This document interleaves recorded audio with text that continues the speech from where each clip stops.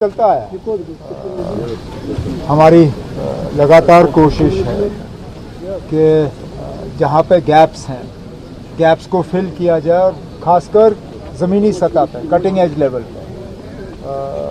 आपने देखा होगा अक्सर असेंबली सेशन के दौरान ऑनरेबल एमएलएज के तरफ से शिकायत आती है डॉक्टरों की कमी की और फिर टीचर और लेक्चरार की कमी की। अब हमने बीच बीच में ये पोस्ट जो है फिलअप के लिए रेफ़र किए हैं। आजकल पोस्ट भरने में टाइम पहले से थोड़ा ज़्यादा लगता है, क्योंकि मुझे याद नहीं है हमारे दौर में इससे पहले सीआईडी का इतना बड़ा रोल रहता था अपॉइंटमेंट्स में जितना आज रहता है। आज जितना वक्त पीएसी को लगता है उससे ज़्यादा वक्त सीआईडी को लगता है अपनी कार्रवाई करने में। लेकिन चलिए वो हमारे हाथों में है नहीं, लेकिन तब भी ऑर्डर तैयार हुए, आज उनको बांटे गए और जल्द से जल्द जो है ये बच्चों को तालीम फराहम करना शुरू करेंगे। होम मिनिस्टर साहब से आपकी बात हुई थी आज सुबह बात हुई। जो मौसम के वजह से कुछ जगहों में हमें मुश्किल का सामना करना पड़ा है, बिलखसूस चिनाब वादी में और थोड़ा सा कठुआ के तरफ। उस सिलसिले में गृह मंत्री साहब ने फ़ोन किया था हालात के बारे में पूछने के लिए और मैंने अपनी सारी जानकारी उनको दी। आगे अगर कहीं पे हमें मरकज़ की मदद की ज़रूरत होगी तो मदद करने के लिए तैयार हैं। कल एक रिपोर्ट आई थी, वो यूडाइस की रिपोर्ट है, तो there has been number of schools that have been not functioning with single teachers. There have been 1544 schools that have been functioning with single teacher. That is released by yesterday only. 2 साल पहले की report, 2 साल पहले that's not a current report. आप assembly session में किसी honourable MLA से सवाल डलवा दीजिए, हम आपको ना उसमें डिटेल सारे दे देंगे। कल आप मिले थे, डेलीगेशन जो सिविल सोसाइटी मेंबर्स हैं उनके साथ मिले and they assured their support for statehood. ना ये डेलीगेशन नहीं, पूरी सिविल सोसाइटी की मीटिंग थी। 170 के आसपास सिविल सोसाइटी के रिप्रेजेंटेटिव्स मुख्तलिफ मतलब शोबों और फील्ड से, उसमें मजहबी रहनुमा, ट्रेड के, रिटायर्ड ब्यूरोक्रेट्स, एजुकेशनिस्ट, ट्रैवल, सारे उसमें शामिल थे और अच्छी बातें रहीं।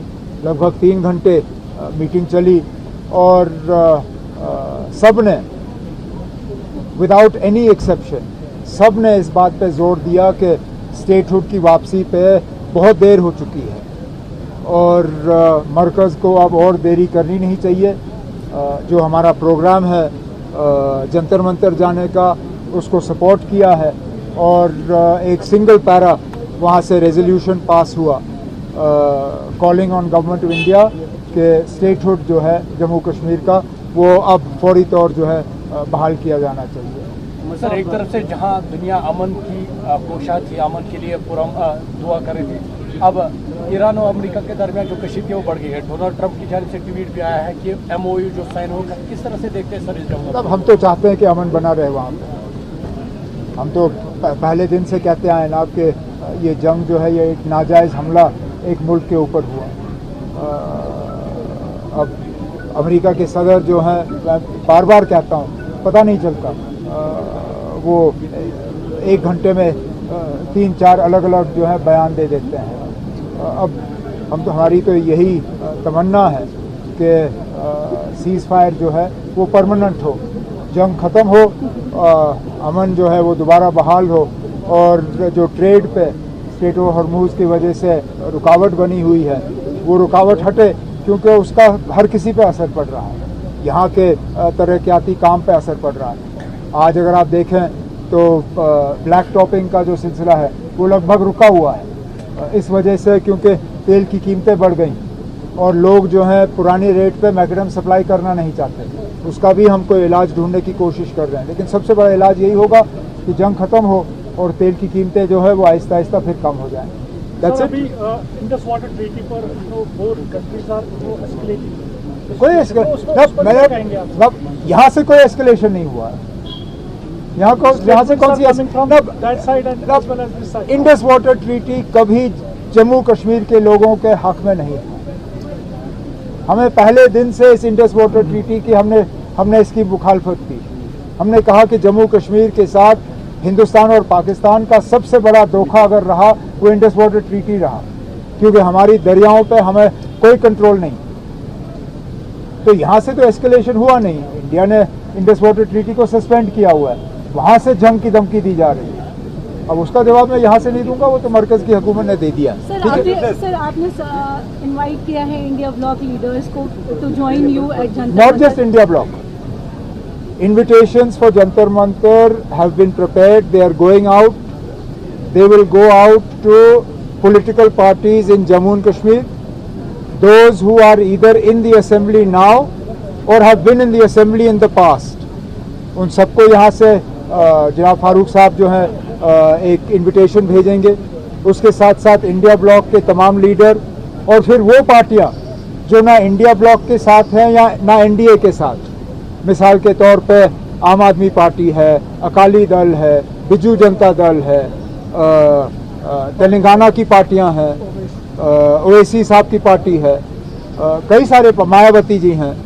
बहुत से ऐसे लीडर हैं जो एनडीए के साथ भी नहीं हैं और इंडिया ब्लॉक के साथ भी नहीं हैं। उन सबको जनाब फारूक अब्दुल्ला साहब की तरफ से चिट्ठी जाएगी। उम्मीद करते हैं कि वो 20 तारीख को जो है हमारे इस एहतजाज में हमें सपोर्ट करेंगे। Sir, one last question. अभी it's been just 6 days of Amarnath यात्रा and shivalingam is already melted. Do you think it's concerning या कैप लगना चाहिए जो विजिटर्स हर दिन विजिट करते हैं? विजिटर्स पे कैप लगा हुआ है, हम भूल जाते हैं। विजिटर्स पे सुप्रीम कोर्ट का कैप लगा हुआ है। वो कैप जो है वो श्राइन बोर्ड पे बाइंडिंग है। अब वो दूसरी बात है कि लोग बिना रजिस्ट्रेशन के दर्शन करने की कोशिश कर रहे हैं। अब वो उसका इलाज श्राइन बोर्ड किस तरह करेगी वो श्राइन बोर्ड तक है।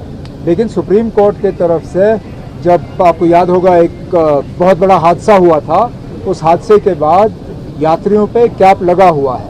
जहाँ तक शिवलिंग की बात है, ये तो ऊपर वाला का बना हुआ है।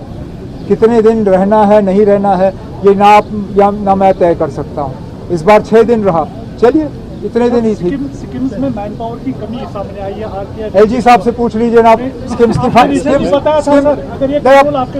आप एलजी साहब से पूछ लीजिए, क्योंकि स्किम्स की फाइलें हमें नहीं आती।